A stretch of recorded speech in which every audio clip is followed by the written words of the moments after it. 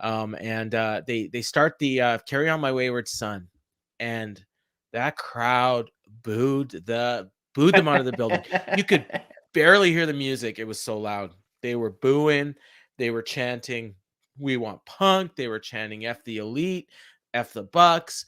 They were just, I think somebody said there was a Cole Cabana chant. I didn't hear it. And at the beginning of this match, I thought, oh my God, like they can't go back to Chicago ever again.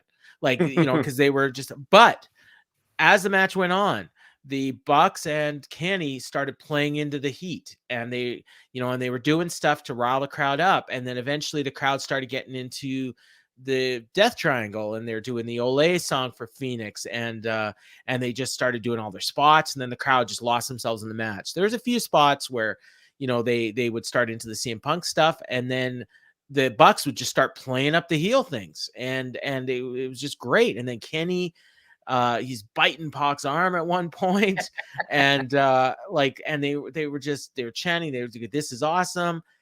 Punk hits a V, or Omega hits a V trigger onto Pac, goes for the one-winged angel, and Pac gets out. Omega props him up on the shoulders. The fans knew what was coming. And they were like ready to just kill him.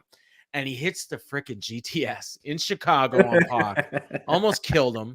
But Pac kicked out at 2. And then Matt and Nick went for the Meltzer driver, but Pac rolled Matt up for a 2. Matt hit a low blow. The crowd went nuts because they thought that was going to lead to the fall. Cutler tossed Matt a hammer. He's licking the hammer, and he's being all heely smarmy. And Penta comes up from behind with a bigger hammer, and he nails Matt with it. And then and Pac covers him. 1, 2, 3. Match is over. This match was phenomenal. I don't want to say it was better or worse than the pay-per-view match. It was completely different, but it was great. I mean, if we're going to get 6 of these, 5 more of these now, like, sign me up. I said this on Saturday. I think it was Sunday by the time we did the show, but this was great. And by the end of the match, like, I had people, because I watched on a delay, so I had said on Twitter, like, they can't ever go back to Chicago, and like people are like, "What are you talking about? This crowd is molten and stuff." And as the match is going on, and when I got to the point of the match where they were commenting on my comment, I'm like, "Yeah, I was wrong." They could go back every week if they want. This almost led me to think they were doing a program with Punk. And I mean, I suppose they could. I mean, he's going to be out for a while anyways. Time heals all wounds. They could mend fences. I don't think it's going to happen, but when Ken Omega started working his program with Will Ospreay, he was injured and never knew when he was going to wrestle again. So it's possible, they might be setting it up, and Punk might, just be watching this and say, "Hey, I smell money." And this was phenomenal. Yeah, in a match that was incredible. The fact that I'm still wondering, can he just work this Sports Illustrated article that dropped earlier today, where he said, just let it go. Incredible stuff, because now the world's talking. Yeah. And now optically, you do not do this unless you have consent from the entire locker. Like, I want everybody. Oh, the locker room, not necessarily Punk, but everybody else. Yeah. Yes. And I want Punk has to provide everybody is somewhere in the arena. They gather for a meeting, and he publicly apologizes for everything. He just eats all the shit. He says, "I fucked up," and I don't know what needs to be done with him and Colt, but it just needs to be done. If there's even any inkling. But the thing is, I think the Colt thing is way overblown. It's weird. My thought on this is, I've talked about this privately, publicly in some ways. I think Cole Cabana was getting cut because of the fact that he wasn't being used. Other Dark Order members were getting cut. The signing of CM Punk may have actually saved his job, because Tony Khan probably did not want the perception out there that, oh, I bring in Punk and now I'm going to let Cole Cabana go. So Cole Cabana leaves to go to Australia and film Young Rock. He comes back. Tony's just bought Ring of Honor. He's like, okay, well, I was going to cut him. Maybe I'll just send him to Ring of Honor, because I don't want people to think that Punk said him or me. you know, Right. and so I'll just send him to Ring of Honor. He gets the same money he was getting before. Yeah, he's not gonna be at Dynamite every week, but we don't need him on Dynamite. Like, we're not using him. Yeah, he's doing coaching, but we brought someone else in while you were off in Australia filming. You know, it's not a punishment. We're still paying you the same money we were paying you before. So it may be a weird take, but I say CM Punk actually saved Colt Cabana's job. Not intentionally, but Right. you know, and Tony, when he was asked about it, he said, no, Punk did not. This has nothing to do with Punk. Now, when he's saying that, it's like, yeah, Punk didn't ask for it. But I do believe that Tony did it to save CM Punk from being accused of something. But what he unwittingly did was make it look like CM Punk chased him away. I don't, Yeah. yeah. I mean, it's all theory, but in my mind, it makes sense. And I don't think they lean this hard into the biting, the The GTS, biting, yeah.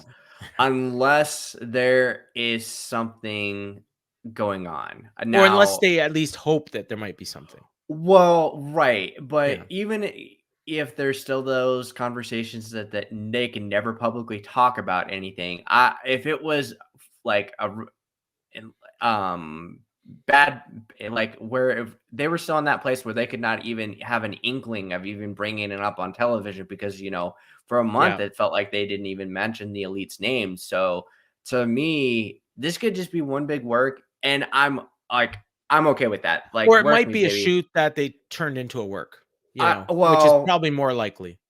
maybe, but I just feel like Tony, he's got a little bit more. His fingers on the nose with this stuff. He's gonna be, hey guys, like let's think about what we're doing. We're in Chicago. Yeah. Like Yeah. that's what I'm. I don't think that they did that stuff on their own. They probably said, hey Tony, we're thinking about doing this. What do you think? Kind of thing. And Did did you hear Jeff's theory about this? no, So his theory was, and he's not even saying this is true, but he said it's possible. He says, like, do we even know there was a fight?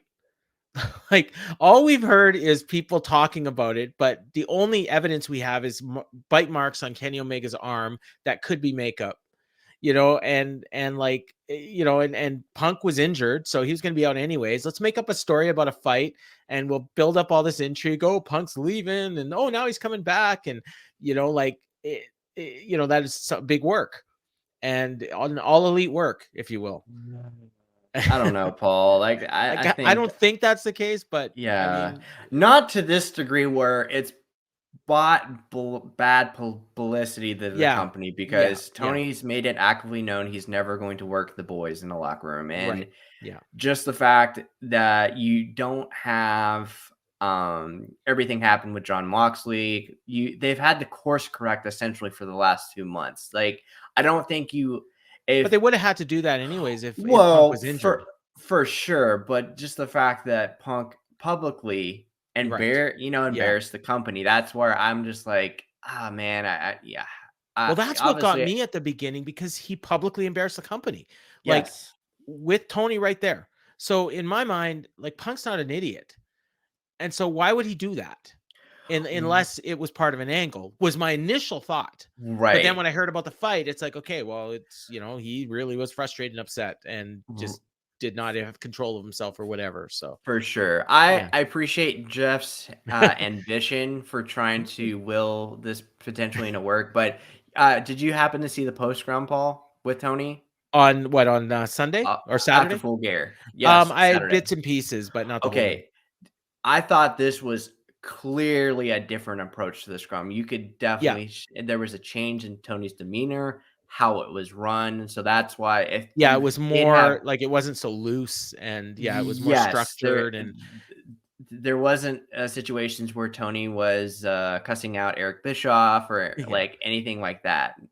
There Or wasn't. remember he had that wild tirade about, "I have more money than Crockett ever did, and I'm never gonna be beat up." And like, he's like, remember Yeah, that? so Yeah. well, I think that was All Out. I think that was All Yeah. Out. Yeah, it Yeah, yeah. was. It was So after All Out. Yeah, that's what I'm saying. yeah, This was totally so different. Yeah. that's why, again, if you wanted to, Yeah.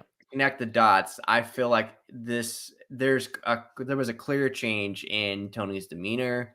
I thought he was, very he tried to be a little bit more, clear on his question. Obviously, you know, there was still stuff that came up about Punk or Cold or whatever, but he was very, you know, he was very strict. He addressed it. He didn't quite Yeah, give answers, but he said as much as he could. yes, Yeah. exactly. Yeah. But yeah, so but I'm glad at least I was very afraid that the scrims were going away forever, which of course, you know, I was at the all out scrum or not Oh. no double or nothing. I'm sorry. Double or nothing where Oh, Punk really? won the title.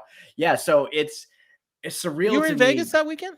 Yes, I was. Oh, Yes. man, we should have met. I don't know why we Yeah. didn't. Yeah, I was in the scrum.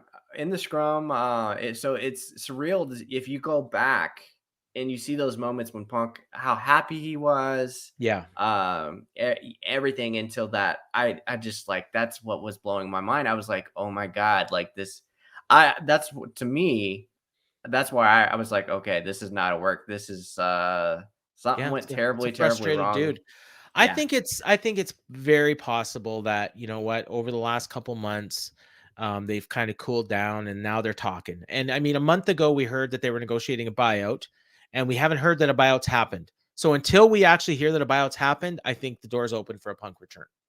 right. And also, I think there's also that blowback where Punk could easily go now. To me, with Punk, I would still push back about Punk going to WWE because I think his morals would not allow him to work with WWE with their current relationship with Saudi Arabia. There's no way. I don't think they want him. I think Triple H, when he left there, the last thing he said was, I'm not working with your doofus son-in-law at WrestleMania. And Right. Triple H holds a grudge. So but I do think that Tony Khan might have looked at the landscape and said, do I really want this guy potentially going to WrestleMania and making WWE a lot of money if I can work Right. things out with him and bring him back here? Yeah. So that's why I think it's possible that they may work something out. So it doesn't mean that the fight was a work. It just means that, you know, stuff happens and they work it out. Right.